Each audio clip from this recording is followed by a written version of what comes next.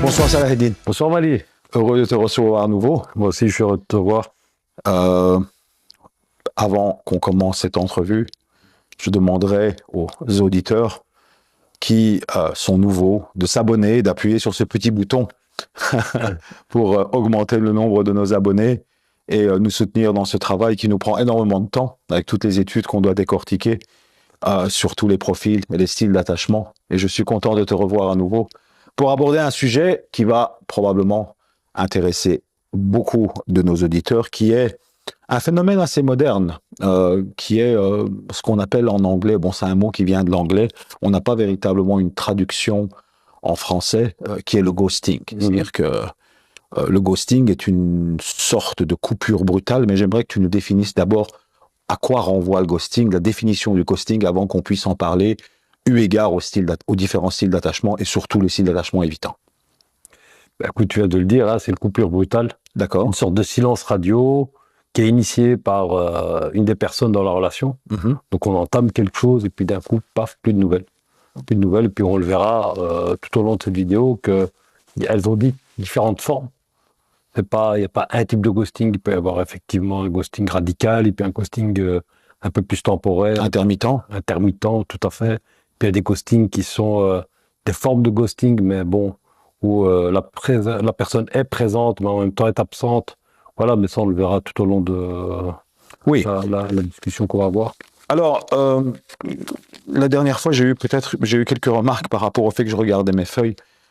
C'était juste parce qu'en fait, on décortique véritablement toutes les études sur ces questions. Donc, on n'aime pas parler juste à partir de l'expérience clinique et de l'expérience coaching ou de l'expérience de psychologues cliniciens qui travaillent avec nous et de ce qu'on entend. Nous, on aime se baser sur les études empiriques, sur la question, et nous étudions toutes les études qui viennent du monde entier. Il faut le savoir. Ça veut dire qu'on se limite même pas aux études qui se font dans le monde occidental.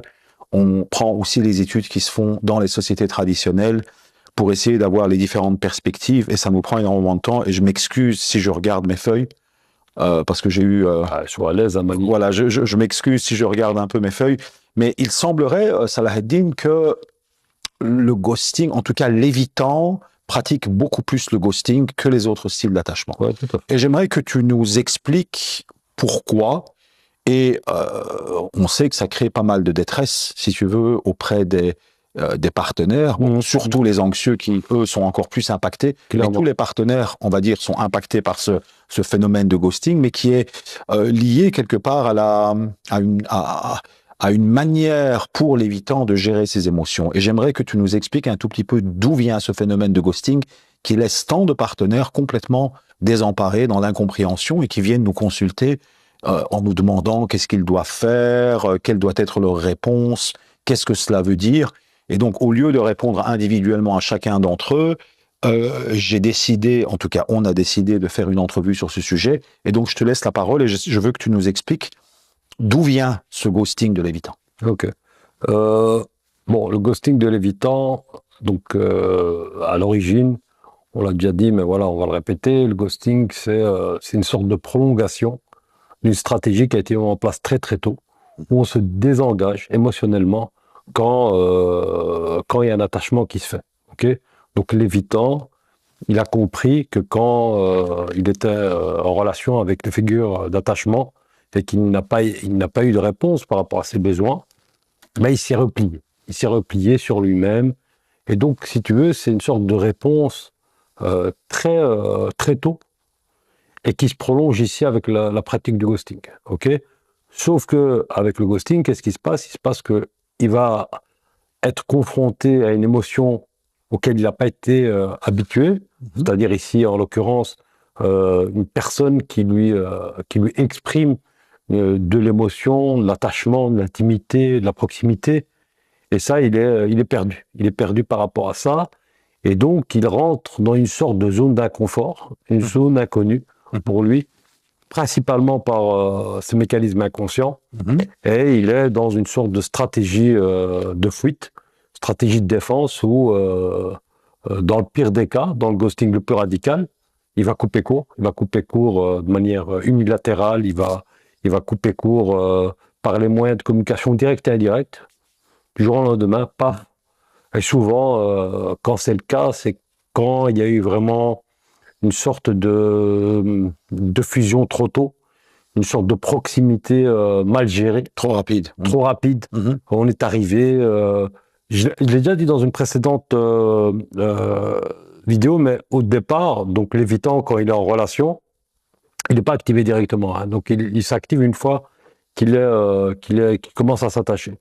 Mais parfois, donc quand on est face à... Ou que l'autre commence à s'attacher d'une manière excessive. Tout à fait, c'est ce que j'allais dire. Donc c'est-à-dire que quand on est dans une situation où l'autre commence à s'attacher de manière excessive, ça accélère si tu veux, le processus de détachement. Mais ça peut l'accélérer de manière très radicale. Et là, on est dans l'expression du ghosting. Donc, c'est-à-dire, on va arriver, on a quelqu'un en face qui, par exemple, tu l'as rencontré il y a un mois, et la personne dit, ben, écoute, maintenant, on se met ensemble, on commence à habiter ensemble, voilà, il commence à d'emblée Se projeter dans un avenir. dans un avenir, là où, pour l'évitant, ça a été trop vite. Et dans ce cas de figure-là, on peut être effectivement dans la pratique d'un ghosting radical. Et le ghosting radical, c'est silence radio très violent. C'est très violent pour la personne qui le vit, a fortiori si c'est quelqu'un qui a un style d'attachement anxieux, dépendant affectif, Oui. parce que là, il ramasse la blessure qu'il craint le plus, l'abandon L'abandon, oui. et le rejet. Et donc, il se voit rejeté, mais pas que. En fait, ce qui est violent dans le ghosting, est vraiment très très violent dans le ghosting radical, c'est que, en fait, si tu veux, il y a même plus de communication. Et parfois, il vaut mieux une communication négative où tu donnes de l'attention que plus de communication du tout. Parce que pour arriver à un stade où tu donnes plus de communication du tout, là, la personne le perçoit comme vraiment quelque chose de très très violent, vraiment de très très violent. Oui, apparemment, en tout cas chez les partenaires, c'est perçu comme quelque chose d'extrêmement violent, mais l'évitant ne le voit pas vraiment comme ça, c'est quelque chose qui est plus facile émotionnellement pour lui. Et donc, ça me renvoie à la question suivante que je voulais te poser. Donc, c'est quelque part une réponse à des émotions qu'il n'arrive pas à gérer. Clairement, oui, clairement. Ok. En fait, c'est pas contre la personne, Oui, c'est contre ce que la personne fait naître chez lui. d'accord. Donc, ça, c'est le mécanisme de base. Après, vient se rajouter une couche qui est la rationalisation de ce qui est en train de se passer. Mhm. Et en fait, on va trouver des justificatifs à tout ça. Mais fondamentalement, en tout cas les études le montrent, c'est vraiment cette difficulté à gérer le lien. À gérer pas le lien, mais à gérer ce que les émotions liées à ce lien sont en train de déclencher chez lui. C'est ça, c'est ça. Mais donc, en quoi est-ce lié à quelque chose qui est, comment dirais-je, intégré dans sa petite enfance? Et en quoi est-ce lié à sa petite enfance et à son style d'attachement à proprement parler? C'est-à-dire que tu nous as fait le lien justement entre ce qu'il a vécu dans sa petite enfance et finalement le ghosting qui serait une forme de continuation je dirais, de quelque chose qu'il a subi lui-même. Ouais. Donc, explique-nous cela un tout petit peu, d'une manière un peu plus profonde. Ok. Parce que moi, j'ai compris ce que tu veux dire, mais je pense que les auditeurs voudraient entendre plus là-dessus. C'est-à-dire, Ok. c'est vraiment en fait une continuation de quelque chose chez lui. C'est une réponse auquel il a déjà été habitué. C'est ça. Donc, qu'est-ce qui se passe? Il se passe que... Ça veut dire ces figures parentales ou ceux qui se sont occupés de lui ont fait ça à lui, en réalité. C'est-à-dire que quand il a voulu exprimer une émotion, on l'a mis de côté, on lui a réprimé ses émotions. Et lui, il reproduit ça avec ses partenaires. C'est un peu plus nuancé que ça, en fait. Ce qui se passe, c'est que l'enfant perçoit le manque si tu veux, de prise en considération de ses besoins comme une menace. D'accord. Okay, qu'est-ce qu'il va faire? Il va se retourner à l'intérieur de lui-même. C'est ça. Donc, il va se retourner à l'intérieur de lui-même pour couper le lien d'une certaine manière avec le besoin de ses sentiments, etc., etc. Il va comprendre qu'il n'est pas bon de pouvoir dépendre de quelqu'un. Ok, donc on revient encore une fois aux piliers, si tu veux, quelque part, ou en tout cas aux propriétés de l'évitement qui sont une menace pour son hyper-indépendance. Et c'est comme ça qu'il faut le voir, en fait. C'est ça. Tu vois, donc, il sent en fait que l'autre veut quelque part un peu l'emprisonner. Ah, mais c'est clairement ça. Ok. C'est clairement ça. Donc, à partir du moment, et d'ailleurs, c'est pour ça qu'avec les dépendants affectifs, c'est beaucoup plus accentué. Et donc, dans la mécanique, on est beaucoup plus on met beaucoup plus d'intensité à ce mécanisme de ghosting. Il intervient beaucoup plus tôt quand c'est un dépendant affectif qui est là et qui met la pression. Pas dans tous les cas, mais dans certains cas. Parce que justement, le mécanisme est enclenché, comme tu viens de le dire, et il a besoin de pouvoir... Mais c'est ça. Mais comment l'évitant combine-t-il ou combine-t-elle ce besoin de chaleur relationnelle qui va finalement l'entraîner vers des profils qui donnent plus, c'est-à-dire en l'occurrence l'anxieux. On sait aussi que les évitants aiment choisir les anxieux justement parce que très inconsciemment parce que l'anxieux donne quelque chose, c'est-à-dire qu'il est toujours dans le don finalement d'une chaleur relationnelle, ce que l'évitant au fond cherche. Tout à fait. Et ce phénomène de ghosting qui finalement vient saboter cette chaleur relationnelle qui est recherchée.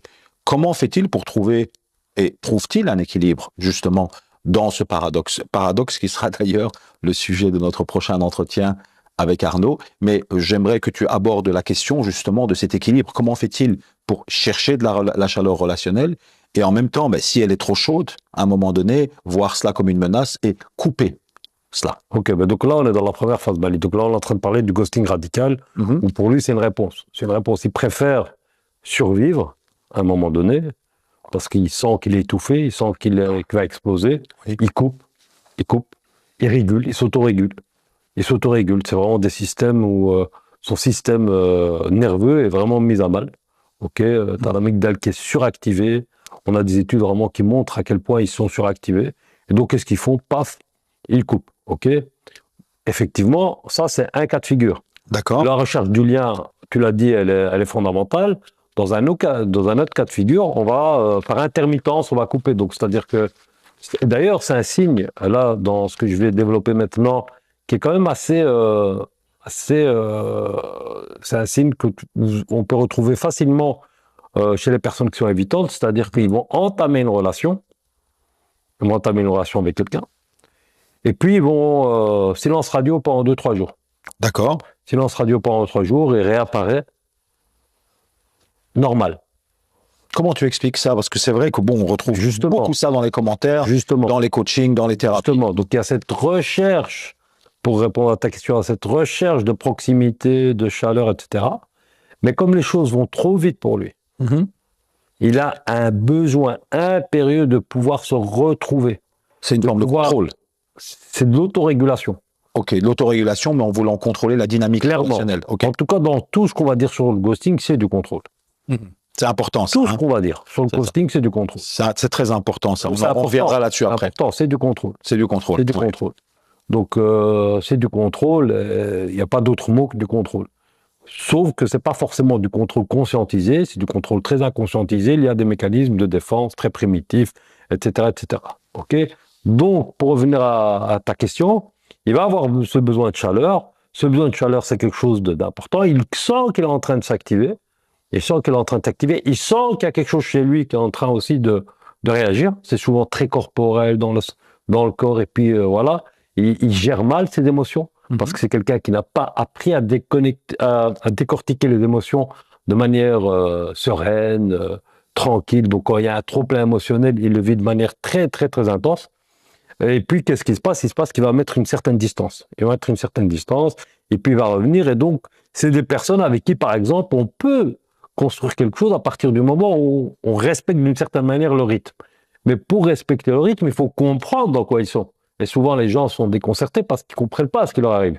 Ils disent, tiens, je suis en train d'entamer une relation avec quelqu'un, et la personne me tient à l'écart, et puis plus de nouvelles, plus de retour par SMS, plus de communication, et puis 2-3 jours après, il réapparaît comme si de rien n'était, et puis on commence, et si vous êtes face à quelqu'un qui a un style d'attachement anxieux, eh ben on est dans une dynamique où l'anxieux, justement, lui, il est suractivé puisqu'on est en train de le mettre à distance, donc il va se suradapter pour encore davantage. C'est un cercle vicieux sans fin. Mais plus il va suradapter, plus la personne de l'autre côté va mettre encore beaucoup plus de distance, et là on est dans le cercle effectivement vicieux, plutôt, dans lequel on est quand on est dans ce type d'interaction, où la proportion à un moment donné pour que le ghosting devienne radical, il est beaucoup plus important, tu vois.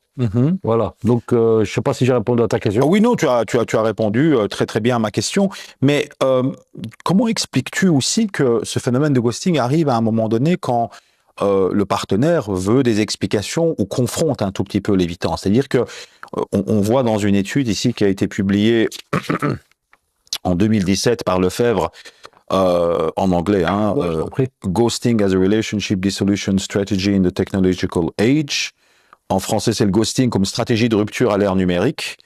C'est une étude de 2017 qui dit justement que le ghosting est souvent utilisé comme un outil pour éviter l'inconfort émotionnel ou la confrontation. Oui, clairement, oui.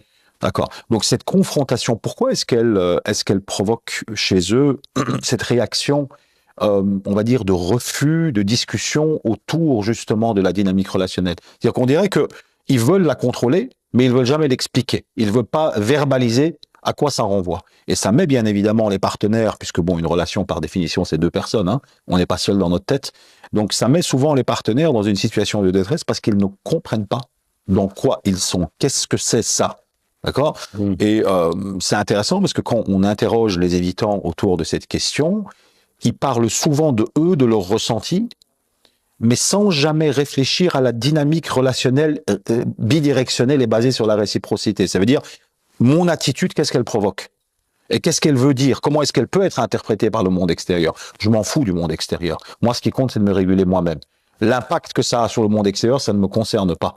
Et ça pose beaucoup de problèmes, évidemment. Donc, j'aimerais maintenant que tu m'expliques en quoi la confrontation ou la perception de la confrontation, c'est-à-dire une demande d'explication un peu directe à l'évitant, pourquoi fais-tu cela? Pourquoi ces attitudes? À quoi ça renvoie? Les met dans une posture d'inconfort aussi grande et pourquoi ils n'expliquent tout simplement pas tout ce que tu es en train de dire, parce que on a aussi l'impression que beaucoup d'entre eux sont conscients, partiellement, de certains de ces mécanismes. Conscient partiellement. Conscience fragmentée, on va appeler ça. Oui. On va appeler ça plutôt de la conscience fragmentée. Et encore, tu vois, moi je dis que c'est des mécanismes de défense qui sont vraiment ancrés, je l'ai déjà dit, qui sont imprimés de manière importante. Ta question, Mali, c'était de savoir... Pourquoi est-ce qu'ils gèrent mal la confrontation? Gèrent mal la confrontation. D'abord, il ne faut pas généraliser, dire jamais ou des trucs comme ça, parce que les évitants, il y en a qui sont tout à fait conscients de ce qui se passe et qui veulent faire un travail de rééducation par rapport à la gestion des émotions. On en voit dans les séances, on en voit de plus en plus, qui viennent nous voir. Donc, il y a quand même des gens, et c'est leur démarche à eux. Donc, parfois, effectivement, on peut avoir des évitants qui sont envoyés par partenaires, etc. Oui. On sent directement qu'il y a une dynamique parfois qui est différente. Donc, j'ai pas envie de rentrer dans la généralisation. Non, excuse-moi, je parlais pas de généralisation, je parlais on va dire, du résultat de l'étude de Lefebvre en 2017 qui disait que le ghosting est souvent utilisé comme outil pour éviter l'inconfort émotionnel ou la confrontation. Donc, en quoi la confrontation peut mener à un ghosting? C'est ça ma question. Donc, maintenant, si tu veux, je vais revenir avec une métaphore que j'avais utilisée la dernière fois. Je te disais que l'évitant, pour donner une image que j'avais utilisée la dernière fois, c'est comme quelqu'un qui veut apprendre à nager. Tant qu'il a pied, il est tranquille. Oui, c'était une belle parabole. Tant qu'il a pied, il est tranquille. OK? Et puis, à un moment donné, il n'a plus pied. Il n'a plus pied, qu'est-ce qu'il fait? Il retourne sur le banc. Oui. Pourquoi? Parce qu'il ne sait pas comment faire. Donc, et c'est important de faire la distinction. C'est-à-dire que lui, quand il est confronté à une demande, à des émotions, à des explications par rapport à tout ce qui est le champ émotionnel, de l'intimité. Ou un sentiment d'emprisonnement dû à... Oui. Voilà, parce qu'en fait, la personne, quand elle te dit « Ouais, je veux de la clarification dans notre relation, je veux que tu te positionnes », c'est lié à une relation, c'est lié à l'intimité, c'est lié à l'affection. Oui. OK? Et chez eux, là, on rentre vraiment dans leur zone de danger. C'est ça, de danger, carrément. Oui, de danger. Ils voient ça comme une menace. Ils n'ont plus pied. C'est ça. Ils ne contrôlent plus. Ils ne contrôlent plus. Oui. Qu'est-ce qu'ils font? Ils retournent sur le bord. C'est ça. C'est intéressant ce que tu dis, parce qu'il y a une autre étude de Mikulincer et Shaver, qui sont deux références mondiales en 2007, qui disent que la désactivation est une stratégie centrale pour fuir la vulnérabilité. Tout à fait. C'est ça. Et donc, cette vulnérabilité aussi est un élément central, comme le contrôle. C'est ça. Donc, ça veut dire que quelque part, pour eux, s'exposer à donner des explications, c'est une forme d'entrave. Alors, on va dire, ils mettent en péril cette vulnérabilité. Ils mettent en péril cette vulnérabilité. Ils se sont construits une identité idéale parfois, en pensant qu'ils savent gérer, qu'ils savent gérer l'émotion, qu'ils savent gérer la relation. Parce que, je l'ai dit dans une précédente vidéo, ils sont beaucoup dans une surqualification au niveau de la gestion de leurs relations. Ils pensent qu'ils savent gérer parce que justement, ils ont pas forcément vécu les choses de l'intérieur, mais ils ont vu des gens, ils ont vu des modèles au niveau du cinéma, au niveau de personnes parfois dans leurs alentours. Mais dans la réalité, c'est des personnes qui ont beaucoup de mal à vraiment gérer une émotion au niveau d'une relation tranquillement. Voilà. Alors qu'est-ce qui se fait? Il se fait que quand ils sont confrontés, ils sortent de leur confort psychologique. Ils sortent de leur confort psychologique. Et là, quand ils sortent de leur confort psychologique, là, ils se sentent menacés, clairement. Et donc, ils coupent le lien. Ils coupent le lien pour pas justement montrer leur vulnérabilité. Ça, c'est hyper important. Parce que si tu veux, il y a une notion de honte chez eux. On l'avait dit, je pense. On en avait très peu parlé, mais c'est quelque chose qui est très mal compris. Okay. Et d'ailleurs, c'est pas beaucoup documenté. Ce qu'on appelle la honte ontologique, structurelle, paradigmatique. C'est-à-dire que Lévitan démarre d'un postulat qui est le sien, qui est on ne va pas m'aimer si on découvre qui je suis. Voilà, c'est tout à fait ça. C'est ça. Ben, c'est tout à fait ça. Donc, plus tu vas le confronter, plus d'une certaine manière, il est en train de se dire, là, on est en train de découvrir qui je suis. C'est ça. OK. Donc, je préfère couper le lien ou mettre de la distance pour éviter de rentrer encore plus dans cette notion, dans cette positionnement de vulnérabilité, tu vois. Oui, mais donc, c'est une stratégie d'évitement, mais qui crée beaucoup plus le creuset de mes communications que de communication. Donc, on va plus être dans quelque chose qui va encore davantage plus mettre à mal la communication dans le couple, tu vois. Mais là, je fais une petite parenthèse qui nous écarte un tout petit peu de la discussion, mais qui est liée à ce que tu viens de dire. Mais si quelque part on démarre de cette honte structurelle ou ontologique, Lévitan va passer son temps à jouer un rôle quelque part pour pas être découvert. Ben, c'est-à-dire que c'est pas que lui qui joue un rôle, hein. Oui, mais dans ce cas-ci, c'est comme si toute tentative d'être véritablement lui-même, chose qui est impensable pour lui parce que ce serait une menace existentielle, est finalement perçue comme une menace. Donc, c'est-à-dire à partir de quel moment Lévitan peut-il vraiment trouver cette véritable paix, la véritable paix, qui est justement l'acceptation de cette vulnérabilité? C'est un travail. C'est un travail. C'est ce qu'on travaille beaucoup en séance. C'est ce que vous travaillez beaucoup en séance. D'accepter cette notion de vulnérabilité, d'accepter de dire ce qui ne va pas au niveau de ses émotions quand il y a un malaise qui est là, de nommer ses émotions, d'accepter que l'autre n'est pas forcément un ennemi parce qu'il demande des explications ou que sais-je, tu vois. Ok. Alors maintenant, qu'est-ce que tu donnes comme conseil aux partenaires d'Évitant qui se retrouvent dans une situation où justement il y a un silence radio, où ils sont ghostés? Quelle est la stratégie ou le comportement adéquat que les partenaires d'Évitant, qui sont très nombreux d'ailleurs à nous contacter, devraient avoir dans ces cas-là? Parce que ça, c'est une des questions qui revient le plus souvent. Ça dépend. Si c'est un ghosting radical, franchement, il n'y a pas grand-chose à faire, j'ai envie de te dire. Si c'est un ghosting radical, Est-ce que tu préconises également, toi, le no-contact? Ça veut dire il faut certainement pas essayer de chercher une explication quand il y a cela, et tu laisses... C'est très inconfortable pour les gens qui le vivent, hein. Il faut se mettre à Non, ça je comprends, mais... De dire ouais, tiens, on va faire dans le non-contact et tout s'ensuit. Théoriquement, c'est ce qui est préconisé, parce que quand il coupe, il coupe. Quand il coupe, il coupe. Okay. Maintenant, pour les personnes qui sont plutôt dans... Parce qu'en fait, il y a un autre type de ghosting que je n'ai pas développé, et que je voudrais quand même développer ici, avant même d'arriver à, si tu veux, c'est un ghosting où la personne est présente. Elle est à la maison. Explique-nous cela. Elle est à la maison, elle est avec la personne, mais elle a une sorte d'absence dans l'intimité, d'absence dans la relation, d'absence de partage profond. Là, est-ce que c'est pas quelque chose qu'on observerait plus dans les sociétés traditionnelles, ça? Oui, dans les sociétés traditionnelles, avec... ils sont obligés de s'engager, c'est ça que je veux dire. Voilà, c'est ça. Donc, tu peux avoir, par exemple, moi, je rencontre ça beaucoup dans, effectivement, des familles où il y a quand même, on va dire, une assise culturelle importante. OK. Et où il n'est pas bon de partir comme ça, il n'est pas bon de... Ça ne se fait pas. Ça ne se fait pas, voilà. D'accord. Donc, on va être présent physiquement, mais émotionnellement absent. C'est ça, les gens souffrent énormément de ça aussi. Donc, c'est-à-dire, c'est une sorte de ghosting, entre guillemets, parce que normalement, le ghosting, c'est l'effet de silence radio, mais c'est un silence radio en étant présent physiquement. Et c'est important de le noter. Donc, c'est-à-dire, de le rajouter ici parmi les types de ghosting qui existent. Alors, ta question, c'était relatif à... Oui, donc, quelle est l'attitude que le partenaire doit adopter? Oui. L'attitude du partenaire, il y a deux choses. Donc, il y a effectivement quand on a le partenaire qui coupe court complètement, et là, je dis, il y a vraiment très, très peu de marge de manœuvre. Il y a vraiment très, très peu de marge de manœuvre. Ça sert à rien de chercher un contact à ce moment-là. C'est compliqué, parce qu'en fait, plus tu vas le chercher, plus il va encore creuser le truc. Plus tu vas encore activer plus. Voilà, donc, et si la personne de l'autre côté n'est pas prête à faire le travail, etc., c'est compliqué de venir et de forcer quoi que ce soit.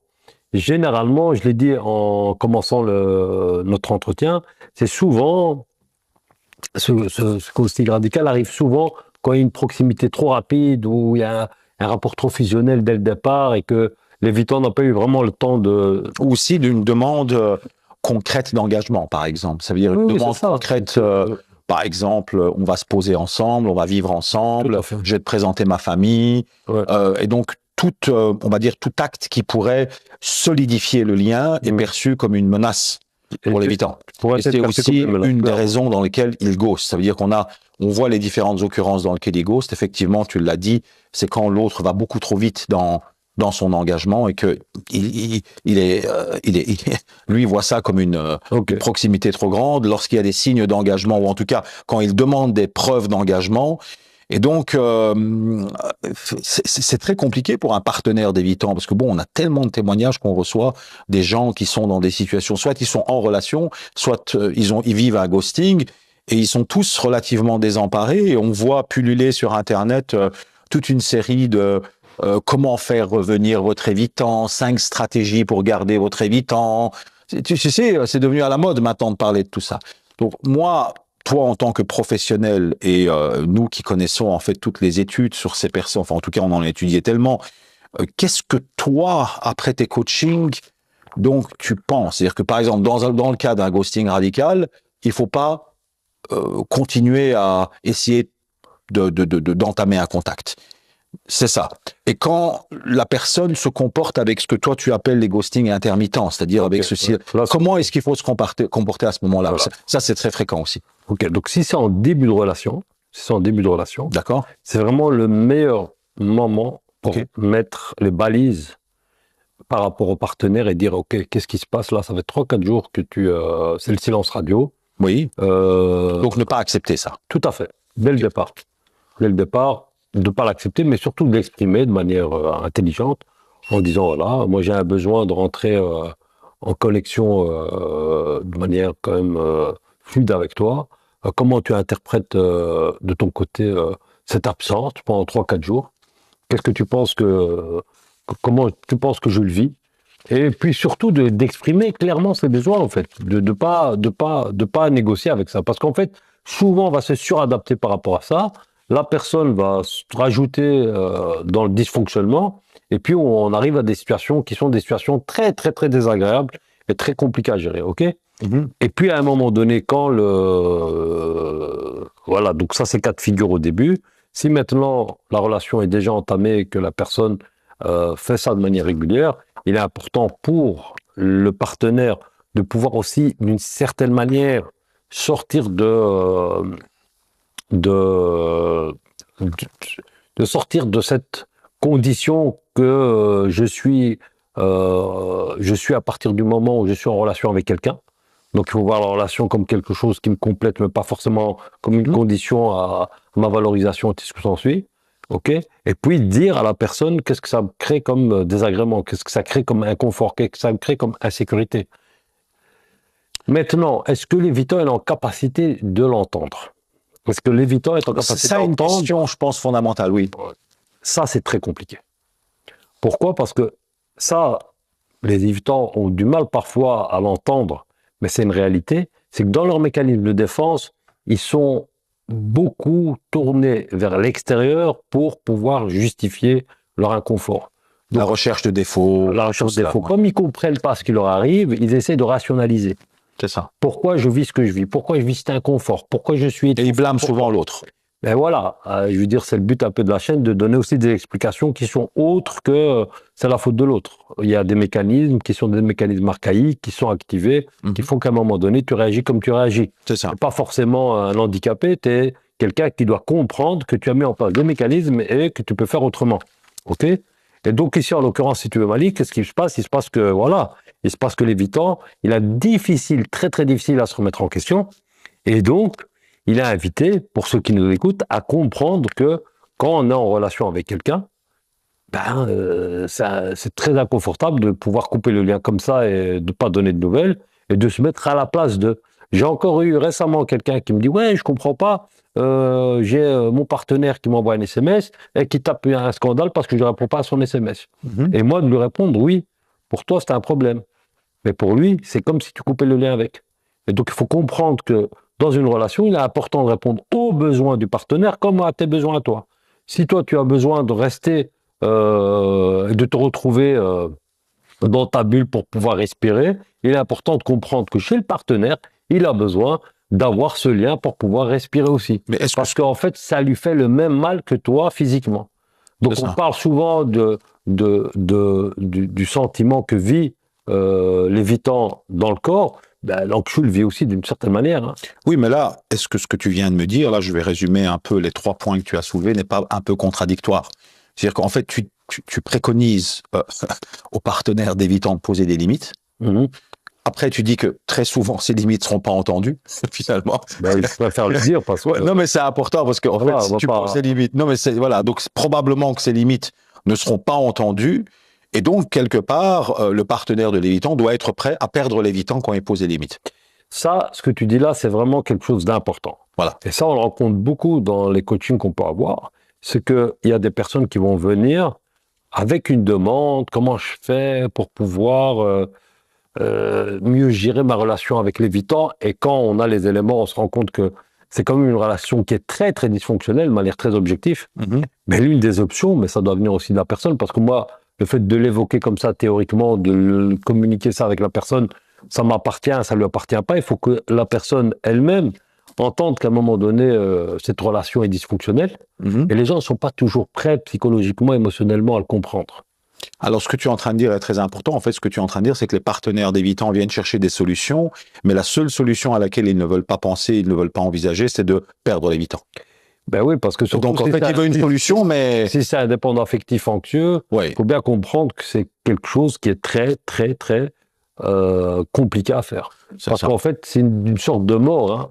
Donc, aussi bien pour l'évitant, c'est une sorte de mort quand il est activé parce que voilà, il est en train d'étouffer dans la relation, aussi bien, il faut l'entendre de la même manière que pour l'anxieux, c'est une sorte d'étouffement qu'il vit quand il y a un lien qui est coupé comme ça avec la personne qui l'a activé.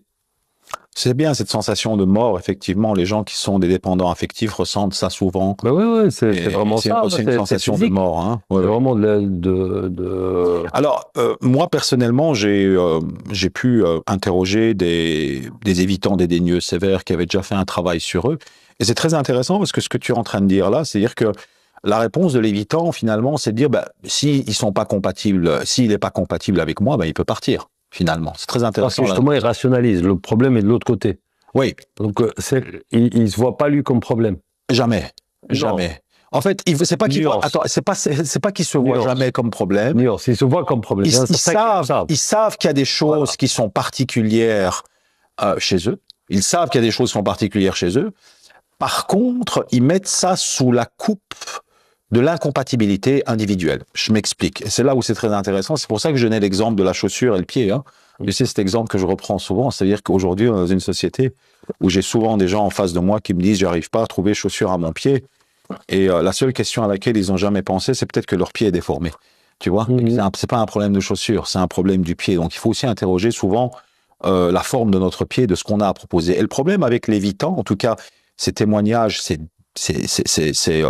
on va dire, ces discussions que j'ai pu avoir avec des évitants des dénieux sévères qui avaient pourtant entamé déjà un travail sur eux, c'est qu'ils reviennent toujours avec la question de l'incompatibilité individuelle. Ça veut dire, par exemple, si la personne ne m'accepte pas tel que je suis, il est libre de partir. Mais en même temps, ils choisissent des gens qui, en général, sont anxieux, qui, comme tu viens de le dire, ont des problèmes pour partir. C'est-à-dire qu'en fait, Ils sont invités à aussi faire un travail. Hein. oui, oui, bien sûr, Donc, ils sont invités à faire un travail, bien sûr. L'anxieux dans son positionnement pose problème aussi. Ah, mais bien sûr, évidemment, Quand on puisqu'en fait, il n'accepte pas de perdre.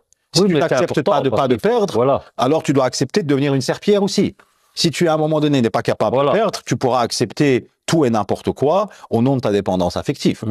Et donc, tu pourras t'attacher et recevoir rien du tout d'une relation, et tu te retrouveras à devoir l'accepter à cause de ton style d'attachement. Et ça, c'est quelque chose sur lequel il faut travailler. Par contre, pour en revenir à l'évitant, et c'est là où je t'interroge, parce que tu as quand même pas mal de coaching avec les évitants, ils reviennent souvent avec cette notion d'incompatibilité individuelle. C'est-à-dire que, ah, mais je suis pas, on n'est juste pas compatible, et s'il n'accepte pas, il peut partir. Mais ils ne réfléchissent que très rarement à ce qu'ils ont à proposer sur le plan structurel. C'est-à-dire, en fait, ce que je propose sur le plan structurel, c'est unidirectionnel, et c'est même pas fonctionnel dans une relation. Et il n'y a jamais cette réflexion-là, par contre. C'est-à-dire que la traduction dans la réalité du style d'attachement lui-même et des comportements qu'ils peuvent avoir dans la réalité n'est jamais questionnée. Et ça, il y a une sorte d'angle mort. Et pourtant, on est face à des gens, des évitants qui sont extrêmement intelligents, hein, des gens brillants, des gens qui ont des analyses extrêmement fines.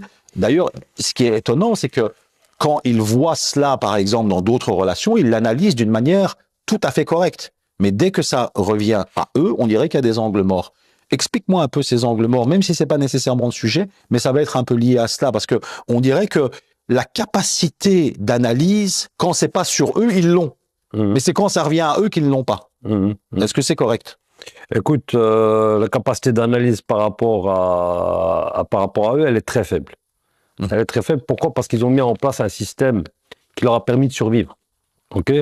Et quand tu interroges le système qui t'a permis de survivre, ben, tu te mets en danger. C'est une menace existentielle. C'est ça. Ben, même si c'est virtuel, pour eux, c'est quelque chose qui leur a permis de vivre et de survivre jusqu'à présent. C'est ça. Donc, ils ont très difficile avec effectivement ce retour réflexif à eux-mêmes, à dire tiens, est-ce que mon comportement est problématique? Est-ce que ils ont beaucoup plus facile à aller voir le problème dans l'autre, c'est ça, chez l'autre, ok? Pourquoi? Parce qu'ils sont beaucoup en référence interne. Hein. Ils s'autosuffisent, ils sont indépendants, ils ont développé une carapace, je l'ai déjà dit. C'est un égo défensif. Hein. C'est un égo défensif, tout à fait. C'est un faux self aussi. Donc, qu'est-ce qui se passe? Il se passe que, voilà, c'est des mécanismes. C'est des mécanismes. C'est beaucoup plus facile de porter la responsabilité chez l'autre. Et d'ailleurs, ça, c'est aussi un signe chez l'évitant, c'est qu'il va avoir une proportion à identifier ce que l'autre fait de travers, mais de manière... ils sont très forts. Voilà, en fait, tout ce qui justifie la possibilité de mettre à distance... Ils se préparent déjà. C'est ça. En fait, ils anticipent, ils sont dans une anticipation. C'est ce qu'on appelle l'autosabotage, hein, ici. Tout à fait. Oui. Ils sont dans l'anticipation. On en a beaucoup parlé déjà. Ils sont dans l'anticipation. Donc, c'est-à-dire qu'ils sont dans une sorte de mécanisme de défense où ils sont en train de surdimensionner ce que l'autre fait de travers. Ils voient les demandes d'explication, de clarification comme des conflits. Comme de la pression. Ils évitent les conflits. Ils n'aiment pas les conflits parce que ça leur sort. Ils sortent de leur zone de confort, de leur confort psychologique. Et donc, en gros, et c'est vrai, c'est que c'est des personnes avec qui tu peux très, très, très bien vivre à partir du moment où tu es dans des relations légères, où tu peux les laisser vraiment tranquillement être vraiment maître de la gestion des interactions. Voilà. Mais ils vont avoir très, très difficile si on les bouscule. Ils vont avoir vraiment très, très difficile. Et d'ailleurs, c'est ça qui est frustrant chez les partenaires. Parce que le partenaire, lui, veut des explications. Il veut comprendre. Mais il se rend compte que plus il en demande, moins il en reçoit. Et moins il en reçoit, plus il devient frustré. Plus il devient frustré, plus certains partenaires me disent on n'a même plus envie d'essayer, en fait. On n'a plus envie d'essayer, ils nous dégoûtent. Oui, mais parce que c'est un profil qui est compliqué à comprendre. C'est des gens qui, à un moment donné, ça c'est très important, par rapport au fait que quand je dis les dégoûtent, ils vont quand même te garder une sorte d'apparence de maîtrise, de je gère, de froideur, de beaucoup de choses qui font qu'à un moment donné, ça accentue davantage encore le fait qu'ils sont pas forcément appréciés dans la gestion de relations. Ils sont considérés comme froids, comme distants, comme dans le sarcasme. dans le... C'est toujours dédaigneux plutôt, ça? Ouais, mais ouais, c'est vrai que c'est plutôt les dédaigneux. On va dire plutôt qu'effectivement les créatifs, Mhm. ils sont beaucoup plus dans le fait justement de taire leur, ce qu'ils ont à dire et d'éviter les conflits. C'est ça, c'est ça. Mais euh, c'est tout de même un profil qui est extrêmement complexe, Salahuddin. C'est-à-dire que même nous qui avons étudié, C'est un profil très challengeant. oui, c'est ça. C'est-à-dire qu'en fait, Très moi qui ai challengeant. beaucoup étudié le narcissisme, par exemple, ça a été, ça n'a strictement rien à voir en termes de difficulté. C'est-à-dire Mm. qu'on est face à un profil qui est extrêmement fascinant dans ses paradoxes.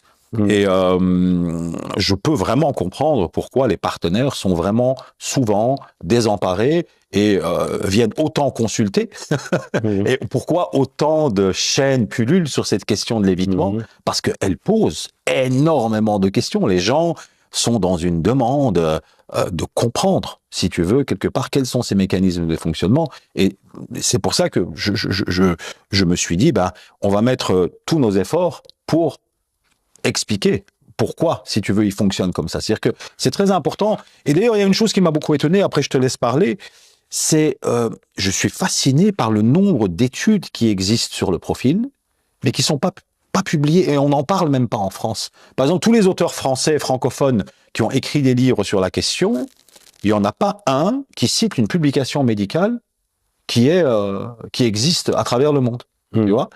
Toutes les imageries médicales, tout ce qui est en neurosciences, tous les IRM. C'est surtout ça, en fait. C'est surtout l'évolution des neurosciences qui permet de vraiment bien percevoir que dans la gestion de certaines situations, on n'est pas tous, on réagit pas tous de la même manière au niveau de comment le cerveau prend ça en charge. C'est ça. Ok. Mhm. Donc voilà, ici, je parlais par exemple de l'amygdale qui est suractivée quand il est en relation. Il faut bien comprendre que l'amygdale, c'est vraiment il est suractivé quand tu es dans une situation de danger, de mort presque. Donc il faut voir le lien. Donc Ici, c'est on voit ça vraiment comme une menace oui, existentielle, quoi. oui, C'est parce ça. qu'en fait, les gens comprennent pas parfois la réaction, justement. Donc, si toi, tu as, excuse-moi, hein, je donne un parallèle, si tu vois un tigre arriver, tu vas pas rester devant en disant, ouais, tiens, viens, je vais te prendre dans les bras. L'amygdale va être suractivée, mais tu dois fuir. Tu comprends? C'est ce qu'ils font eux, ils fuient. Ils fuient. Mais qu'est-ce Mais que ce qu'il y a, c'est que c'est juste un leurre. En fait, il n'y a pas réellement de danger, mais ils l'ont associé comme danger. Donc, si tu veux, c'est là où il y a une reprogrammation à faire. Mais pour qu'il y ait reprogrammation, il faut qu'il y ait conscientisation. Et donc, la conscientisation amène à... Et donc, pour revenir à cette idée d'effectivement, il y a énormément de choses qui se font actuellement. Oui, il y a énormément de choses qui se font actuellement. Et puis voilà, c'est juste peut-être pour ajouter quelque chose, hein, c'est effectivement un sujet très complexe. Et il est d'autant plus complexe que le travail à faire avec eux, il n'est pas facile. Il n'est pas facile parce que, déjà, il faut qu'il y ait une prise de conscience du problème que tu génères par ton comportement, par tes attitudes, etc. Et chez les évitants, c'est très compliqué. On a beaucoup plus facile à voir avec les personnes qui sont de style d'attachement anxieux ou dépendant affectif. Et puis voilà, donc, et quand ils viennent, le travail de changement n'est pas rapide. ça met beaucoup de temps. Ça met beaucoup de temps. Donc alors, je vais quand même le dire ici parce que ça doit être dit. Donc les personnes qui disent oui, ça va être rapide, je voudrais bien savoir comment ils font. Mhm. Et qu'ils arrêtent de mentir surtout parce qu'en fait, C'est pas rapide. justement, les études qui sont des études sérieuses au niveau recherche et tout ce qu'on suit montrent que c'est un processus où on se resensibilise. Il faut resensibiliser, il faut rééduquer, il faut reprendre conscience, il faut passer du mode automatique au mode adaptatif et choisir une nouvelle réponse par rapport à un stimulus. C'est ça. Et ça prend du temps. D'accord. Mikulincer et Shaver, toujours en 2007, je te cite la conclusion de leur étude, le ghosting comme miroir inversé. C'est une manière d'éviter sa propre vulnérabilité, on en a parlé. L'évitant ghoste souvent l'autre pour ne pas affronter ce qu'il ressent lui-même. Ce n'est pas toi que je fuis, c'est ce que je ressens quand je suis avec Oui, c'est toi. ce que je disais au début, ouais, c'est ça. C'est ça. Donc Parce que le lien génère chez lui. et donc le Et ghosting, ça, si tu veux, c'est un mécanisme projectif, hein, parce qu'il va venir voir l'autre comme problème. Mais c'est pas l'autre le problème, c'est ce que lui ressent et auquel il ne met pas de mots. C'est ça, Tu c'est ça. vois. Et le ghosting et le rapport au conflit, c'est quand le silence remplace le dialogue. C'est-à-dire que pour eux, ils remplacent le dialogue par le silence. C'est une forme de...